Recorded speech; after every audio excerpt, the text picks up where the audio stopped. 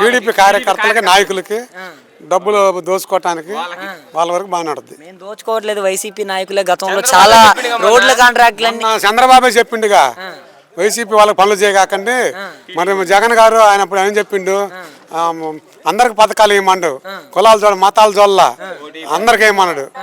మరి మా ఊర్లో మేము నాయకులు మేము అందరికి చేసి పెట్టినాం కాదండి. మరి ఇప్పుడు చెబుతున్నారు కదా చాలా వరకు అప్పట్లో వైసీపీ చెప్పట్లేదా, ఇప్పుడు ముఖ్యమంత్రి గారు చెప్పినప్పుడు ఊర్లో వాళ్ళు చెలరేగిపోతాను. ఇప్పుడు అంటే అప్పటి వైసీపీ ప్రభుత్వంలో ఉన్నప్పుడు రోడ్లకు అనేసి అన్ని డబ్బులు తీసుకొని రాజకీయ నాయకులే లబ్ధి పొందారంటున్నారు. మరి అదేం కాదు, అప్పుడే బాగుంది పరిపాలన. ఇప్పుడు అసలు మాకులాల వారీగా చూసారు, తక్కువ కుల వాళ్ళని రాజకీయ కులాల వారీగా అప్పుడు డబ్బులు వచ్చినాయి, రాజకీయంగా ఎదగనివ్వలేదు అంటున్నారు.